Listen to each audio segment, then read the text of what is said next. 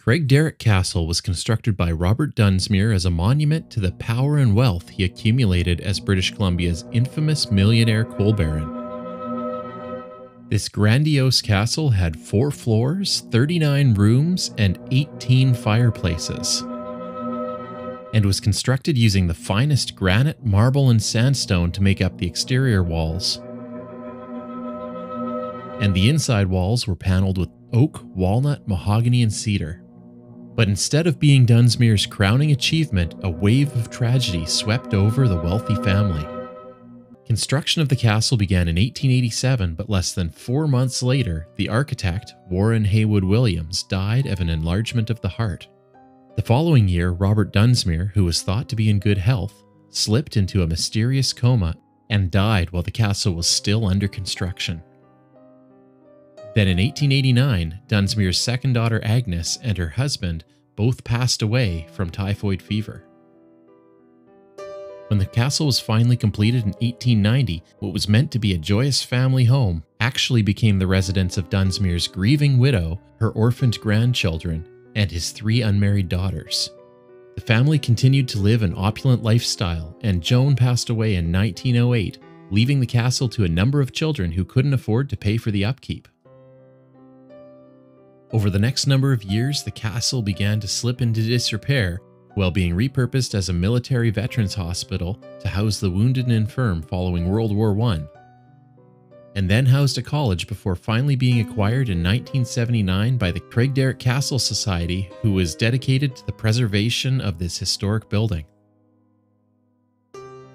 Since then, the castle's been given new life as a museum, but psychics claim to sense the presence of its former residents. Guests to the museum often feel less than welcome with a sense of discomfort and unease, and experience a range of strange phenomenon. Cold gusts of air can be felt throughout the building, even on the warmest of summer days.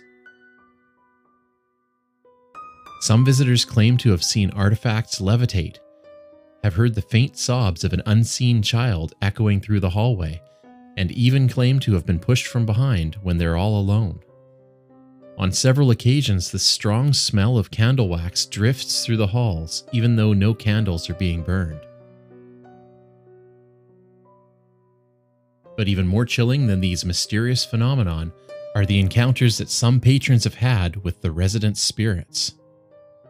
During the initial restoration of the building, one worker spied a woman who started to descend one of the castle's stairways. Dressed in satin shoes and trailed by a beautiful flowing gown, he watched as the woman began to navigate the stairway, only the rest of the woman never appeared and the apparition vanished. Another encounter happened in 2011 when a visitor spied a man ascending a set of the castle's creaky stairs. Thinking it was an employee, he followed the man, but when he got to the top, he found that the path was blocked by a door made of solid wooden glass. The man on the stairs had disappeared at a dead end where no living human could have passed through it. Although the museum staff officially deny the existence of ghosts or any sort of paranormal activity, they have been known to share stories of the museum's numerous ghostly residents, which include a woman in white who stands alone in the castle ballroom, a maid in a Victoria-style uniform, a little girl who's known to haunt the basement, and 2 soldiers who reside in the bedroom that was once used as a military hospital.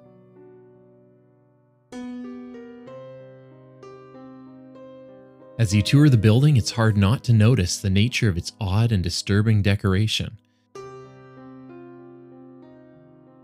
In fact, the castle's been discovered by the film industry due to its eerie atmosphere and Victorian theming. Recently, it became the perfect setting for the horror film The Boy, as well as its sequel.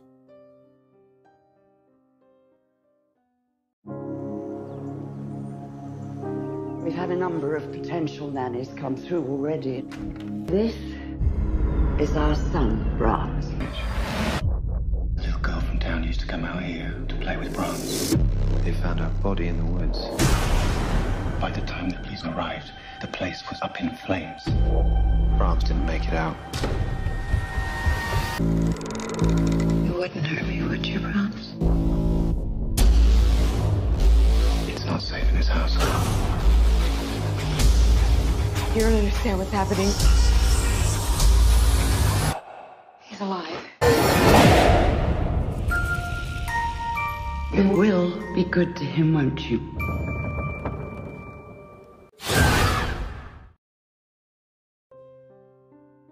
It's said that one of the spirits that has the strongest presence at Craigdarroch Castle is the original lady of the house, Joan Dunsmuir, whose spirit occupies the second floor suite of rooms where she spent most of her final years.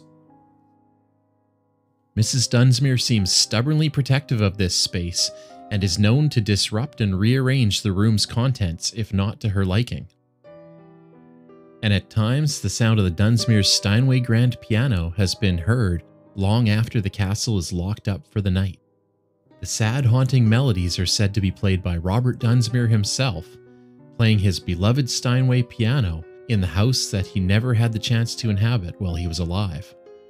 And so it seems fitting that two of the most prominent residents of the house may in fact be the Dunsmuirs, spending their afterlives in the castle that they were unable to enjoy together while they were alive.